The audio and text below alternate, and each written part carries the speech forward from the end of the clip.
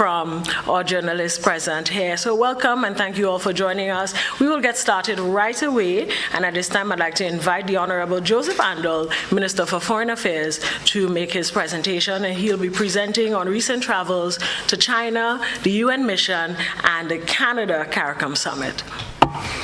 Thank you very much, Neela. Prime Minister, good afternoon. Afternoon to the members of the media and to our listening and viewing audience. First of all, I'd like to inform that in late August, early September, I paid a visit to the People's Republic of China, where I had the opportunity to interact with government officials at the national as well as provincial levels and with people involved in various economic sectors. The visit began in the city of Qingdao, and there I was able to visit the Qingdao Automated Container Port, which is one of the busiest in the world. The discussions centered around possibilities of Qingdao Port sharing its expertise with a view to increasing efficiency at our ports.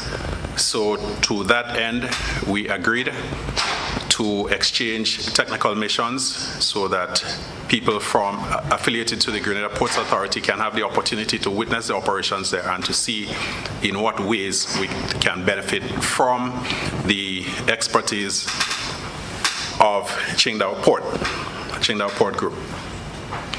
Another stop was at the Lu Haifeng Food Group. They specialize in marine and aquatic products, particularly seafood processing, fish farming, and refrigerated shipping. They too are quite eager to enter into partnership with Grenada, whether it be directly with the private sector or the public sector or a combination thereof.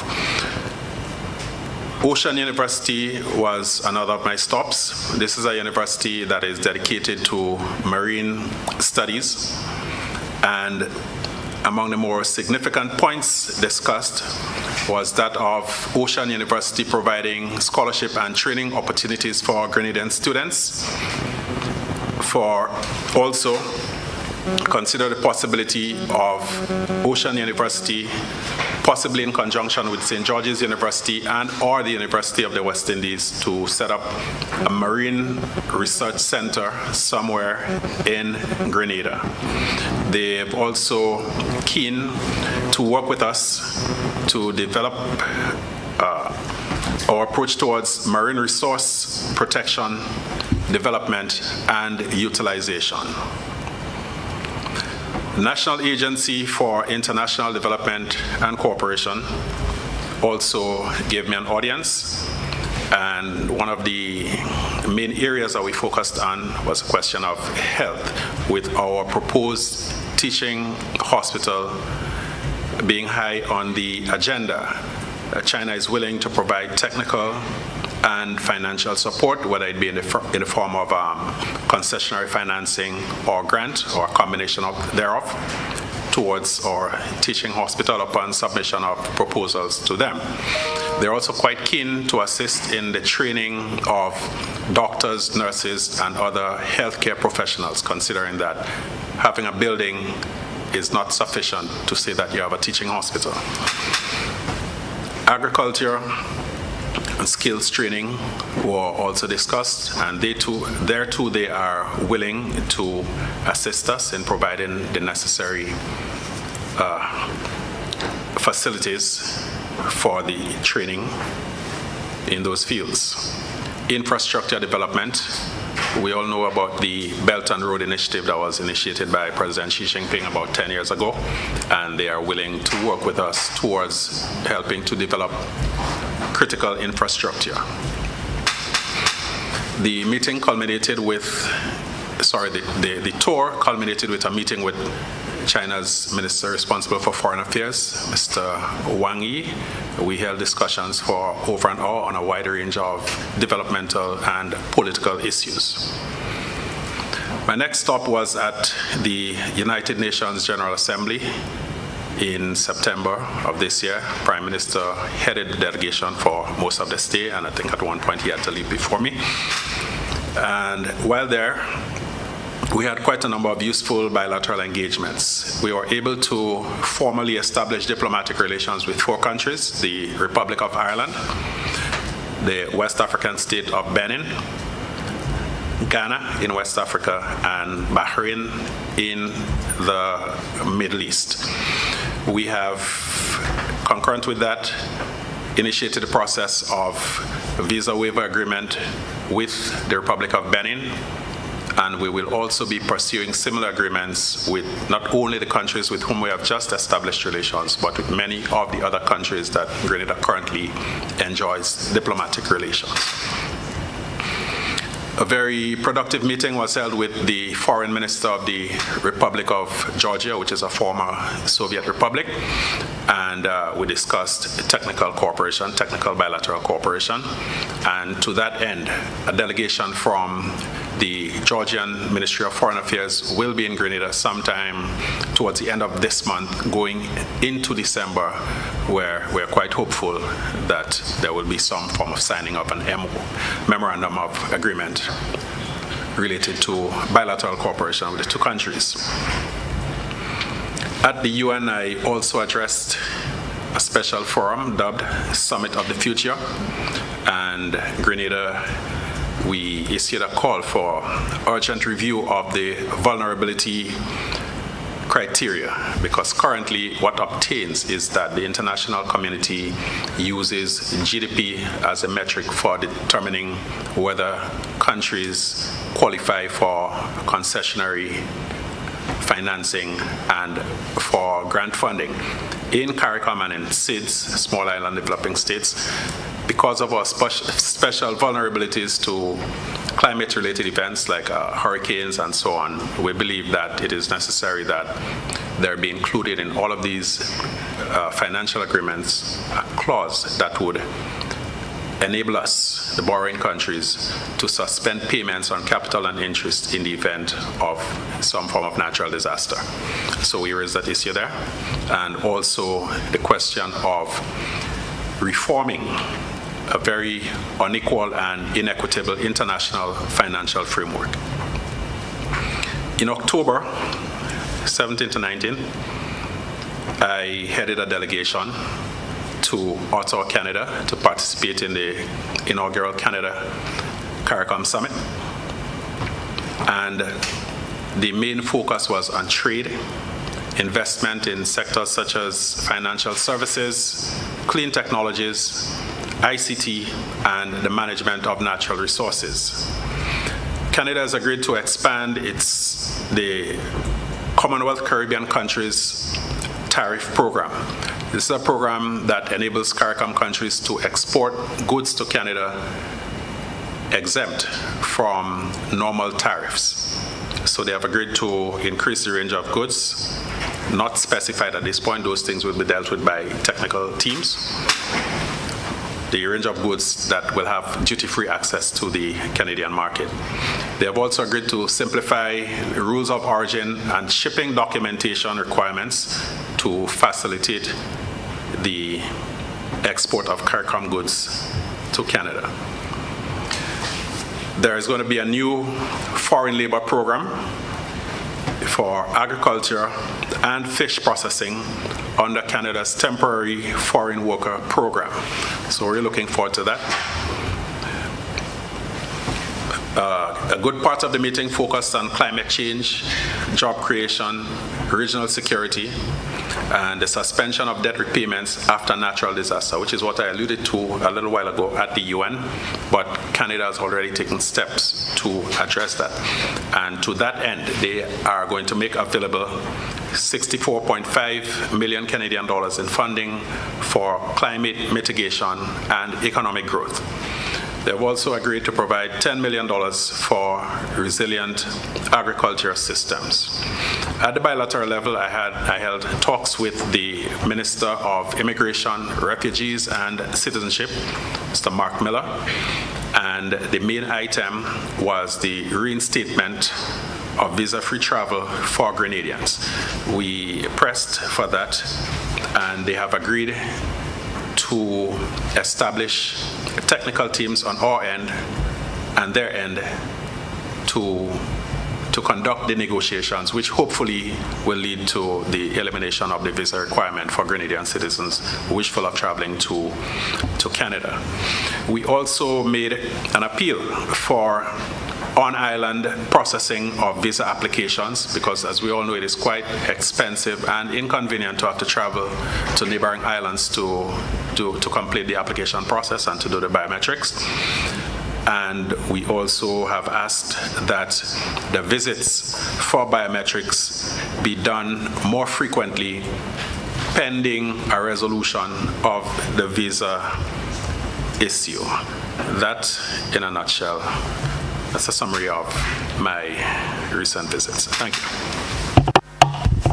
Thank you, Minister. That was the Honorable Joseph Andal, Minister for Foreign Affairs, Trade and Export Development. Thank you, sir, for your summaries of your recent travels to China, the UN, and Canada CARICOM Summit. Thank you, sir. At this time, I'd like to turn you over to the Prime Minister, the Honorable Dickon Mitchell, and he will present on his recent travels to the Saudi Arabia CARICOM Summit and Dubai. Thank you. Thank you, Press Secretary. Pleasant afternoon to the citizens of Grenada who are listening to us, and a special good afternoon to the members of the media who are here in person. It's good to see you. I will give a summary of the CARICOM Kingdom of Saudi Arabia Summit, which took place on the 16th of November. It was a one-day summit held in the Kingdom of Saudi Arabia between the Kingdom of Saudi Arabia and all 14 CARICOM countries.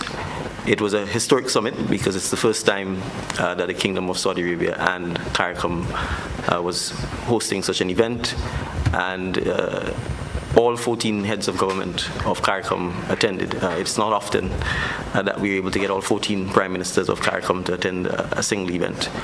I think our attendance signaled the importance we held to the summit, and the summit was very successful. We, as CARICOM, met for about 2.5 hours with investors in the Kingdom of Saudi Arabia in an inaugural private sector CARICOM Investor Summit. The summit was chaired by the Minister for Investment of the Kingdom of Saudi Arabia, and accompanying him was the Minister for Tourism and the Minister for State in the Ministry for Foreign Affairs in Saudi Arabia. Both the Minister for Tourism and the Minister for State, in fact, over the last 12 to 18 months, have worked really hard in ensuring, first of all, that the Saudi Arabia CARICOM Summit could occur, and in beginning to improve and foster closer ties between the Kingdom of Saudi Arabia and CARICOM. After the conclusion of the inaugural investment forum, we then met with the Prime Minister of Saudi Arabia, His Royal Highness Crown Prince, for a business lunch and a trio engagement in which all of the CARICOM leaders had the opportunity to engage with the Crown Prince on various aspects, ranging from climate change to investment, to peace and safety, to the current geopolitical situation in the Gulf and in the world. The conversation was deep and fruitful. At the end of the summit, the Kingdom of Saudi Arabia, through the chairman of CARICOM, the Honorable 𝐍𝐀𝐓𝐈𝐎𝐍𝐀𝐋, indicated that the Kingdom of Saudi Arabia was prepared to provide accommodation free of cost for each of the 14 CARICOM countries to be able to establish diplomatic missions in Saudi Arabia. As you are probably aware, the Kingdom of Saudi Arabia, under the Crown Prince, has embarked upon an ambitious plan to reimagine the Kingdom of Saudi Arabia and to take it from, to some extent, a laid-back, obscure country for many parts of the world to, in a sense, an international player in investment, in economic activity, and in geopolitics. And so the Kingdom of Saudi Arabia obviously indicated that it is very keen to foster and deepen relations both on a bilateral and on a multilateral level with CARICOM and the members of CARICOM. So the summit concluded with the summit declaration in which both the Kingdom of Saudi Arabia and CARICOM would have made certain pledges as to the fostering and the deepening of the relationship between the two respective nations, as well as calling for a ceasefire with the current conflict involving Israel, Hamas, and the challenges faced by the citizens of the Gaza Strip. The summit ended with a gala hosted by the Minister for Tourism, in which he obviously thanked CARICOM for attending the summit and pledged continued cooperation between the Kingdom of Saudi Arabia and CARICOM. In Grenada's case, we were fortunate enough to have several bilateral meetings with senior members of the Saudi Arabian government. The first was with the Minister of Investment. We held also with the Minister for Environment and Agriculture, the Minister for Transport and Logistics, and the Minister for Health. The team accompanying me, which included the Minister for Foreign Affairs, the Deputy Permanent Secretary in the Ministry of Finance, the Consul General of Grenada in Dubai, and 3 advisors, had the opportunity to tour 3 hospitals in Saudi Arabia. One hospital operated by InterHealth Canada, the second hospital being the King Saud Hospital, and the third and perhaps most interesting hospital was the Saudi Arabian Virtual Hospital. At the invitation of the Minister of Health, he thought it would be a very useful exercise for us to see a non-traditional hospital. The virtual hospital is one of 2 that operates in the world. And it was, to some extent, a mind-blowing experience because it demonstrated how you can truly leverage modern-day technology to provide medical care and medical attention to citizens that otherwise may simply just not have access to it, either because of the remoteness of their location or the critical nature of the injury that they may be suffering that may require immediate attention. And oftentimes, the ability to travel to a health center or health clinic or medical facility means by the time that happens, the patient's life may have come to an end or their situation may have deteriorated even further. In each of the cases where we met with the respective ministers, we have on offer from them deeper cooperation. We intend to exchange and sign off on memorandums of understanding or technical cooperation, particularly to allow for technical teams from Grenada to visit the Kingdom of Saudi Arabia so that we can have further conversations in relation to policy, guidance, advice, potential investment, as well as the opportunity for training, technology exchange, and information. So in the case of the Ministry of Health, the Minister has offered to host a technical team from Grenada as soon as we are ready, backing the Kingdom of Saudi Arabia so that we can explore further the possibility of collaborating with them in relation to the virtual hospital and how they have been able to use it as a tool to enhance service delivery to the citizens of Saudi Arabia. One of the key things that was noticeable from the virtual hospital is the use of data to track health trends within Saudi Arabia and to be able to proactively address it. One of the key policy initiatives that they shared with us was to ensure that the healthcare is shifted from the focus on sickness to that of wellness, that of prevention, and to ensure that the primary healthcare system is really transformed so that you can in fact protect the secondary and tertiary healthcare system. Because if not, you can build 10 new hospitals. They could have all of the modern equipment, but if your population is not healthy, if your population life expectancy is declining, it simply means that you will not be able to address the many health challenges you have by simply building facilities. So we recognize that it is not just because we are seeking investment or investors to assist us with the construction of our teaching hospital or medical as part of the overall medical strategy, but we do recognize that we absolutely have to tackle the challenges that we face in our primary healthcare system. And the virtual hospital, we believe not just the hospital, but the policy initiative, the technology that we were exposed to, gives us the opportunity to seriously consider partnering with the Kingdom of Saudi Arabia to assist us in that area. So our conversations, both in relation to the other ministries, environment, agriculture, investment, They all focused on a similar vein, first establishing technical cooperation agreements with the Kingdom of Saudi Arabia, which will then be followed by visits from our technical teams with the view to then ensuring that we could enter into deeper cooperation agreements with them. The summit was a success. I think all of the prime ministers who attended were happy that they did, because we were able to engage in deep and meaningful conversations that are mutually beneficial to each of us. As you're aware, COP28 is taking place in Dubai at the end of the month.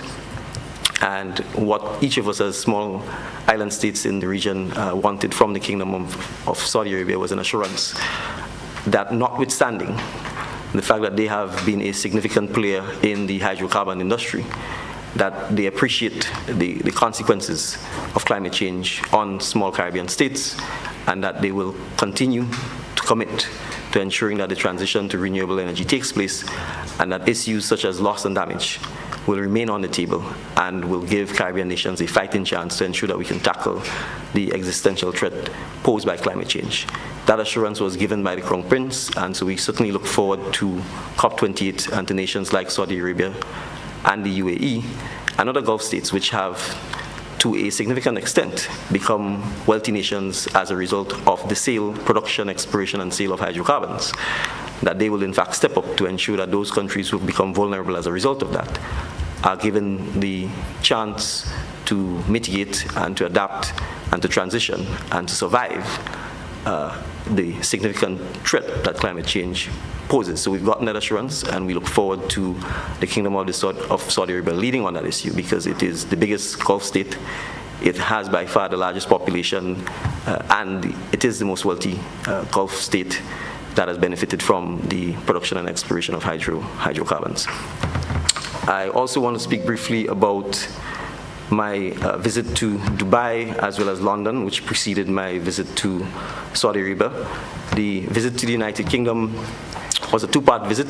It focused on meeting Grenadians in the diaspora. It was my inaugural trip to the United Kingdom as Prime Minister of Grenada for the purposes of meeting with the diaspora. We held a gala on the 6th of November, which was very successful. It was attended by several hundred Grenadians within the United Kingdom. That event was followed up by a town hall in which we were able to engage with Grenadians in the diaspora and give them an opportunity to share both the government's plans as well as to hear from them as to areas that they think they can play a role in, as well as issues that impact them while being citizens of Grenada in the United Kingdom. We got the opportunity to introduce Grenada's new High Commissioner, Ms. Rachel Crony, to the citizens in the diaspora, and to ensure that as Grenadians, we make every effort to make sure that our High Commission is equipped to serve our citizens in the United Kingdom. We recognize, for instance, that the location of the High Commission is a challenge, as well as the physical state of the High Commission. And that's one of the issues that the Minister for Foreign Affairs and myself pledged to the citizens in the diaspora that we intend to tackle to ensure that they get the consular services and related services that are important to them. So we look forward to continued improvement in the relationship between the High Commission of Grenada in the United Kingdom and our citizens in the United Kingdom. I also had the opportunity to meet with Member of Parliament and Minister David Rutley, who is responsible for the Americas and the Caribbean, to discuss issues of mutual importance on a bilateral basis between Grenada and the United Kingdom. They included, for example, the 𝐍𝐀𝐓 program. The 𝐍𝐀𝐓 program is the UK's grant funding program, and as you may be aware, that was the program by which Grenada had the opportunity to get grant funding for the Western Main Road, as well as the Southern Water Management Project. You may recall there was quite a lot of talk about that funding being lost. The part of the funding that was lost was in relation to the Western Main Road, and we have secured the funding in relation to the Southern Water Project. That project is expected to commence in earnest shortly. The project is designed essentially to bring water to the southern part of the island by removing or replacing the old pipe infrastructure that currently exists with new ones that should start more or less from the Sendell Tunnel and extend all the way down to the Grand Dance area. So we wanted to take the opportunity to thank the UK government for its support in that regard. We also discussed with the Minister our citizenship by investment program. As you're aware, quite a lot has been said in recent times about these programs and the threats that the program face, as well as its impact on citizens' ability to travel with visa waiver programs that currently exist. The discussions were open and frank. We have certainly in the last, certainly since we've formed the government, been very open with our partners in the UK, in the EU, and in the United States in terms of our program and giving them the ability to come in to audit the programs, to ask questions, to make any suggestions or improvements that we had. So we took the opportunity to reassure the Minister in the United Kingdom of our openness, of the integrity of our program, of the robust due diligence that we conduct, and critically the importance of the program to the country's finances as well as economic development, because it's important for us to appreciate that Grenada and many of the countries within the OECS and CARICOM receives very little direct foreign investment, and that the CBI programs to a large extent serves exactly as that, direct foreign investment, which we are able to use not just to pay down debt and to provide goods and services to our citizens, but also to grow the economy, and in the context of Grenada in particular, the hotel rooms that we so badly need in order to continue growing the hotel industries. After that, I would have traveled to Dubai to attend the CBI conference. I delivered a keynote address at the conference, very much in keeping with the things I've just said. Our experience as a country with the CBI program, what the program means for us from a foreign direct investment perspective, as well as to give potential persons who are looking for an investment migration country to invest in, that Grenada is a choice nation to so invest. So I will conclude at this point, and we are certainly happy to take any questions that you may have. Thank you, Honorable Prime Minister. At this time, we'd like to take some questions from our journalists present here with us today. So. All right, good afternoon, Prime Minister Nakita Wells with WPG10. The recently signed Samoa Agreement came under some fire from a Trinidad Archbishop who claims that signatories of the agreement would have to implement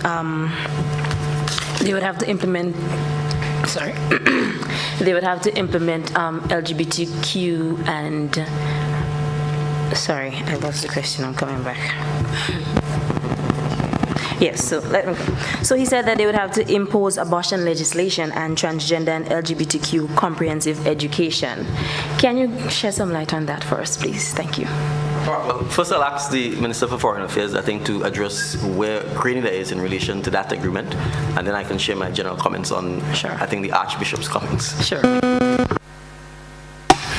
Good. So thus far, Grenada and a number of other CARICOM and some other countries in the Pacific and African region of the OACPS have not yet signed. Trinidad and Tobago has not yet signed. I do not believe that Jamaica has signed at this moment. So there's a window for countries to sign.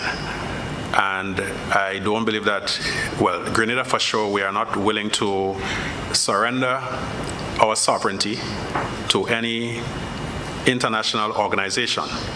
And if there is any part of any proposed agreement that is inconsistent with our Constitution and with our values, we'll think very long and hard before entering into any such agreement. I don't know if you still need to get my view. You can, if you so desire. Well, I think, you know, whether it's international agreements or not, morality and values to a large extent defined by the culture of any particular country or any particular region. And so, you know, questions about, certainly the questions raised by the comments of the Archbishop, I think always good. The questions for debate, the questions about what leadership involves or it doesn't involve. But I always want to say, first and foremost, morality is a private issue. That's one. We have to bear that in mind. Two, certainly in the context of the region, we've had separation of church and state a long time ago. And three, from a public perspective, the government deals with law. and what's legal or what's not legal. And so we have to be careful that we do not blur the line between private morality and law. And I certainly think from our perspective, the morality of other countries is not something that should be imposed on the morality of other countries. Nor, in my view, should it be tied to aid, because it essentially means other countries are trying to impose either their morality or their public policy on other countries by tying it to aid. So that's not, philosophically, that's not something we support. Our approach is if a country intends to engage in, whether it's grant funding, aid funding, or loans with us, those are commercial matters. And from our perspective, it is commercial terms that should govern them. If you attempt to impose what I would call morality issues into them, then I think certainly from our perspective, we view the two as separate, and it is not likely that this government will simply sign because we need to get some grant funding or some aid funding. So to that extent, the bishop's views are obviously his. And the sense I got from his comments is, I don't know, and that's one of the things I have to say. I myself have not read the agreement, so I can't tell you whether the agreement says the things that people are saying it says. I suspect at the end of the day, our technocrats and bureaucrats who go through the agreement will best be in a position to tell us exactly what the agreements actually state. Thank you very much. And last question for the Prime Minister. The current _equal conflict between Venezuela and Guyana, what are your views on that? Thank you. Well, I think it's, I would put this as CARICOM's views. I think we have maintained a consistent approach to this issue. There is a dispute mechanism in place. We expect both Guyana and Venezuela to follow the dispute mechanism, and ultimately, when that happens, then we would know what the ruling or guidance, as the case may be, on it. We certainly want to maintain the Caribbean, and that includes Guyana, and the border between Guyana and Venezuela as a zone of peace. And so from a CARICOM perspective, we will do everything within our power to ensure that remains the case, that it's a zone of peace, and we will certainly do everything within our power to encourage both parties to ensure that we follow the dispute mechanism that has been agreed, so that the matter could be hopefully resolved through that means.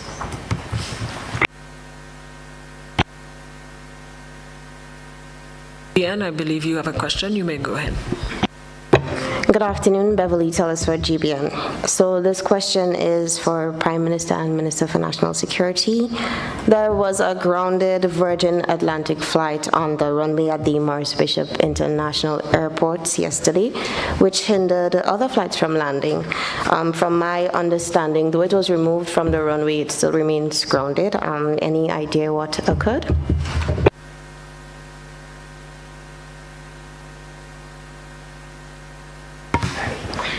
Yes, sorry, I will give you a quick update as to the reports I have as to what happened, and I will just let you know. The report is that a Virgin Atlantic flight had a slight accident, and I'm saying this is preliminary information, so it's subject to final confirmation. We are told that the pilot started the turn a little too early on the taxi, and as a result had to stop as a precaution. There was no damage to the airport or to the runway, and a tug was used to pull the aircraft back safely. As a result, the runway was closed approximately between 6:27 p.m. and it was reopened around 7:35 p.m. Obviously, as a result of safety procedures and precautions, there was a period when the runway would have been closed to ensure that the maneuver could have occurred safely. The information I have is that the flight was subsequently, the plane itself would have been flown back to the UK, and a separate plane, out of an abundance of caution, would have been sent to ensure that persons who were impacted as a result of this would have flown on a different flight. Thank you. And my second question is for the Trade Minister. The Panama Canal recently announced a reduction in the maximum amount of ships traveling through the waterway due to drought, which is basically another effect of climate change. This basically disrupts global shipping. Is there any cause for concern for Grenada due to this issue? the old saying that when others sneeze, we catch the cold. So we always have to be cognizant of what takes place, anything that can result in the disruption of supply chains, which can lead to increased prices and so on. So we're monitoring this and all other situations, and that is why we continue to make calls for practical measures to be taken to address the whole question of climate change. Thank you, Ms. Telesford. Are there any other questions from our journalist? Ms. Telesford, do you have one more question? Okay. Okay, so I'll take the last question. Thank you. All right, this question is for the Prime Minister. Recently, we heard the president of the Grenada Public Workers Union claiming that a huge percentage of workers haven't received their 4% increases yet. Can you shed some light on that for us, please? Yes, well, I've heard that. I'm not aware that that's the case. That's my first response. And if that is factual, it's a little troubling because obviously the negotiations were concluded a while now, and it's something that was agreed. Naturally, there's a retroactive aspect of it because we are dealing with 2023, 2024, and 2025, and the negotiations were concluded during the year. I have not actually had any briefing that suggested that is accurate. And I want to make this point, the 4% increase traditionally would have been only for established public servants. This administration took the position to, in fact, extend the 4% to all persons who work for the government. And that includes the persons who traditionally would not receive it, who are called unestablished workers or workers who are on these contracts for services. So naturally, it meant that the administrative work that is required to get this done would be more, because you are dealing with a significant increase in the number of persons who would be impacted by that. If that might have led to some delays in that happening, that, in my view, is understandable. But certainly if there are persons who may not have had it, I'm sure that the necessary administrative work that has to be done to ensure that happens will be dealt with. All right. And I'm just saying this because I've not received any private complaints or any correspondence from the public workers saying what is said publicly. And too often in Grenada, that is the kind of thing that happens. People go to the media and say stuff without giving the persons who have the opportunity to address it the chance to address it or even bringing it to their attention. So I have not received any correspondence indicating that is the case. Thank you so much. We want to thank everyone for joining in, and we do have one more. We have another journalist present. We will give you an opportunity to ask you 2 questions at this point, so you may go ahead.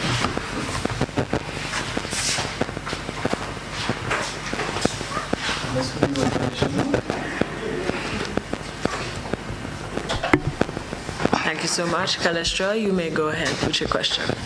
Thank you. Good afternoon.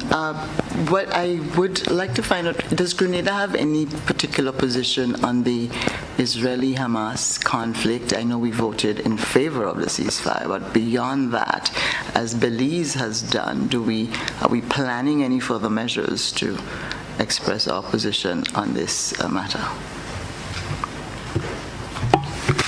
Yes, we do have a position. Our position is consistent with that espoused by CARICOM since the outbreak since the flare-up in this long-running issue between Israel and Palestine. We believe that it is necessary at this point to go into a ceasefire. The humanitarian crisis that the Palestinians face needs to be addressed. We believe that for too long that problem has been allowed to fester, and we see this as an opportunity, sad as the circumstances may be, to really take a serious look at implementing past UN resolutions, particularly Resolution 242, which calls for the establishment of 2 states living side by side in mutual security and so on. And we think the responsible thing to do is to try to save as many lives as possible. We believe that Palestinian lives matter equally as Israeli lives. We're calling also for the immediate release of all non-combatants on both sides, particularly women, children, and the elderly. We are in the process of formulating another response. We did issue a statement a couple of weeks ago, and we are in the process of evaluating the next step to take. Obviously, we're not a military or an economic power, but we have a moral obligation to stand up for what is right. And we believe that while states do have the right to self-defense, that whatever measures that are taken must be proportional to the provocation. Thank you, Minister. Go ahead. Prime Minister, good afternoon. You created a little bit of a stir in St. Lucia. I want to ask you about that. What did you mean when you said to the SLP that they should ensure that? Was there any deeper meaning to it when you said they should vote St. Lucia? And what prompted that particular line of conversation at the SLP meeting? First, let me make it clear. I said St. Lucians should vote for St. Lucians. And I want to make sure that that is clear. And what that means, not just in the context of St. Lucia, in the context of Grenadians, we need to put people in office who actually value what it means to be, in the case of St. Lucian, what it means in the case of Grenadian to be Grenadian. You could actually be a citizen of St. Lucia, a citizen of Grenada. You could actually run for office, and when one examines your behavior, you'd realize that oftentimes we eschew the things that are Grenadian, we eschew the things that are St. Lucian, we eschew the things that are CARICOM, whether it's our institutions, whether it's our culture, whether it's our way of life, and more importantly, our people. So it is important for us to appreciate that we need patriots. We need people who are nationalistic. We need people who don't cower simply because we're small, or because we're black, or because we have a multi-ethnic background, or because we come from a history of colonialism or slavery. We need people who are going to fight for the Caribbean, people who believe in the Caribbean. And when they say they're proud, they tell you they're proud to be Grenadian, St. Lucian, Dominican, as the case may be. And that is what I meant, that is what I mean, and that is what I will continue to say. The opposition in St. Lucia interpreted that as interfering in the domestic affairs of St. Lucia. Can you explain a little bit about what prompted that line of thought that you expressed at the convention, sir? Well, I thought I just answered it. I can't speak for.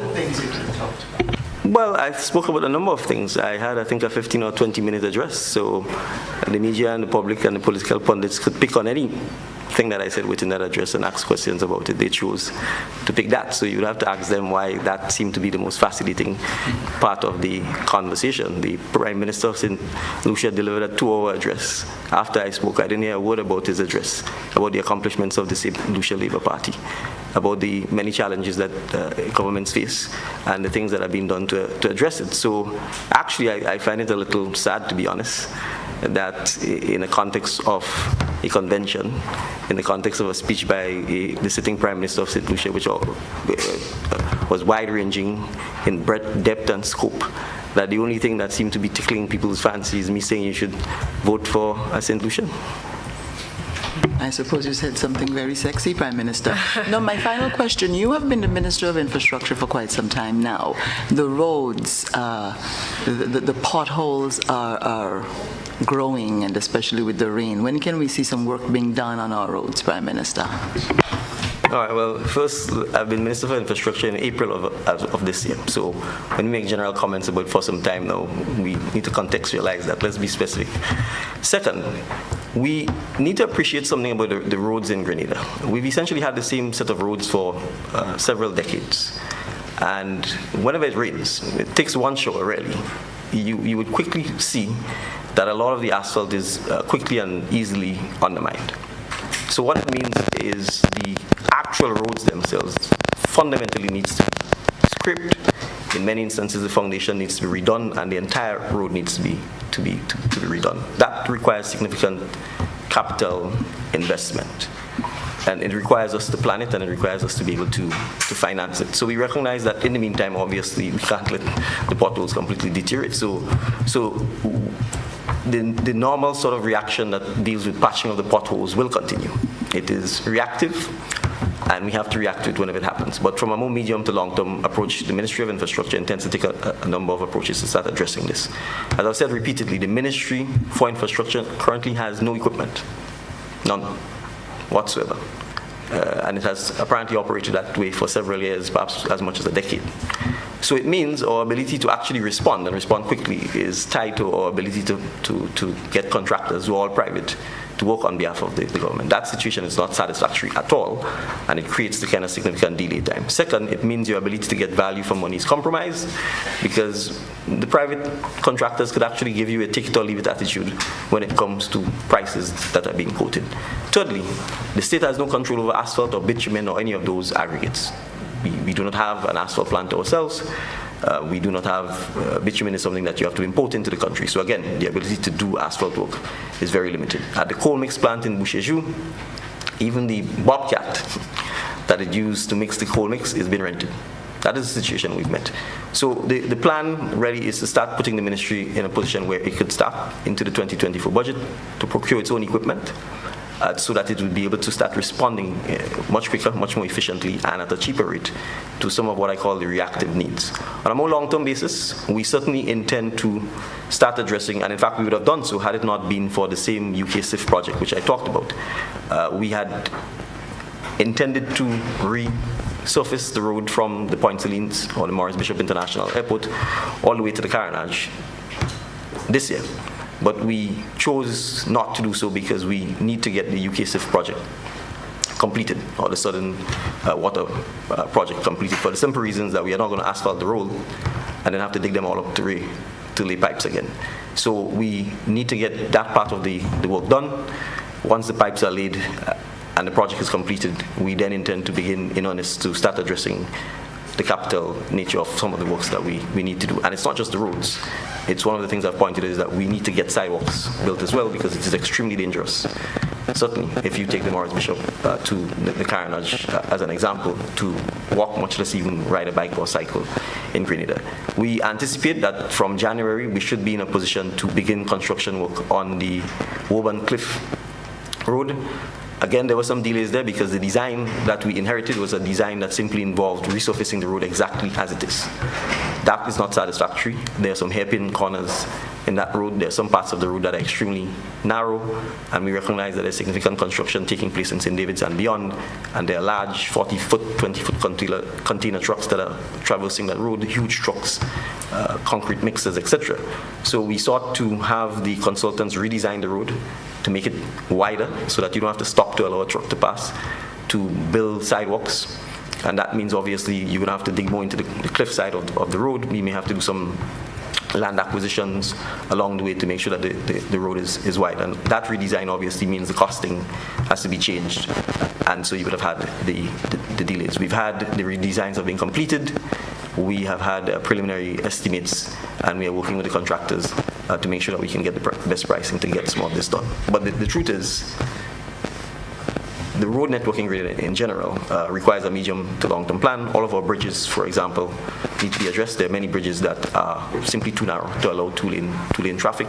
So that's part of what we have to address. All of these things cost significant sums of money. But I also want to assure the public that we have to make sure that we get value for money. And we have to make sure that we do not simply accept the very first option that is proposed to us. And I'll give an example of what we're talking about. We've talked about the two bridges in River Road. The cost of these concrete bridges that have been provided by the consultants and have been tendered out and bid ranges, the two of them, to around $36 million. That's the concrete cost. We've since, simply because of the sheer cost of this, we've been looking at what else is possible. We've been in conversations with a UK company to do steel bridges. The preliminary quotes we've gotten for the bridges, not the abutments yet, is roughly 10 million EC dollars. So I want us to take some context. We're talking, subject to the final abutment cost, a difference of 10 million compared to 36 million. Right? We expect the 10 million will go up, but I'm saying that's part of the challenge we face.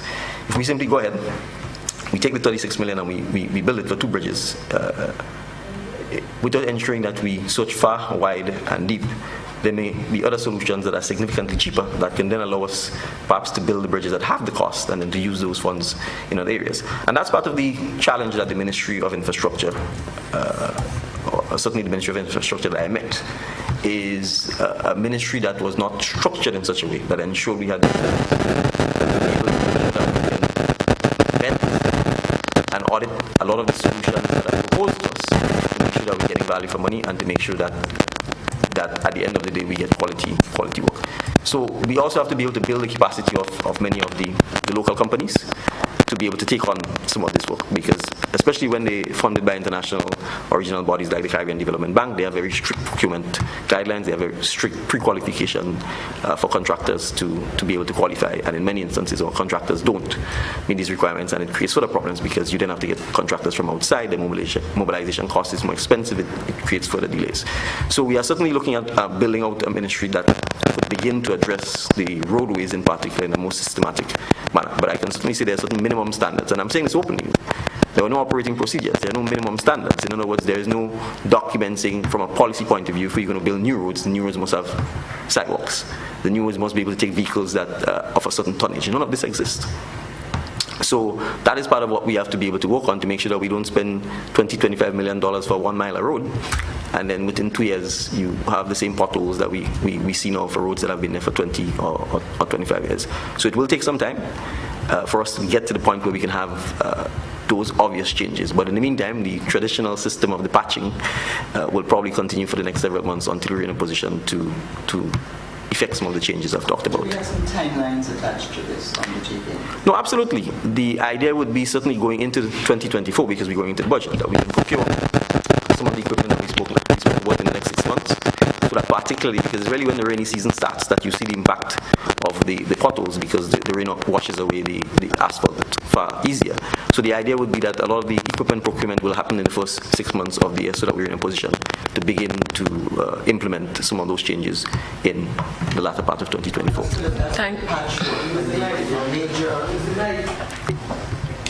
The major infrastructure undertaking, the widening of our roads and all of these things, can we see all of this beginning to happen within the next 3 years? Because you only certainly. So I've said, for example, with the 𝐍𝐀𝐓𝐈𝐎𝐍𝐍 packet, that's one of the first pieces that we expect to happen with construction starting in 2024. So that's one area where you'd expect to see, when the road is completed, that there'll be sidewalks, that the road will be wider, that the line of sight will be improved, etc. Thank you so much, Callistra, and thank you to the other journalists. Thank you, sir, Honorable Prime Minister, for your presentation and for responding to these questions. We've heard some very exciting news for Grenada. Thank you so much again, Minister for Foreign Affairs, Trade and Export Development. We look forward to the day when we no longer have to present a visa to enter Canada, and of course more collaboration with Saudi Arabia, and of course their assistance with our Health and Wellness Ministry, and grant funding for climate resilience projects. We look forward to those as well. Thank you so much for your hard work, and we know that we look forward to greater things coming to our shores. I want to invite the public at this time to the 19th Sir Archibald Ned Memorial Lecture, and the topic up for discussion this evening is reparations, republicanism, and the rule of law. What next after 50 years of independence? And of course, our dear Prime Minister, he will be delivering that lecture this evening. It starts at 6:30 at the Grenada Trade Center, so you are all welcome to join in. We will be going live as well. And I want to take another special opportunity to thank the journalists for coming out face to face. We want to encourage more of these kinds of discussions face to face. I know the online platform does not give that sort of interaction that we really encourage, and also to encourage you to ask more questions pertaining to discourse. We do encourage that as well. So from our end here, we want to thank you all for joining us. Thank you to our online viewers, members of the diaspora who have joined in. Thank you as well. And we look forward to another press conference soon, next week or the week following that. So have a good afternoon, everyone. And remember the Sir Archibald Ned lecture this evening at the Grenada Trade Center. Have a wonderful evening. Thanks.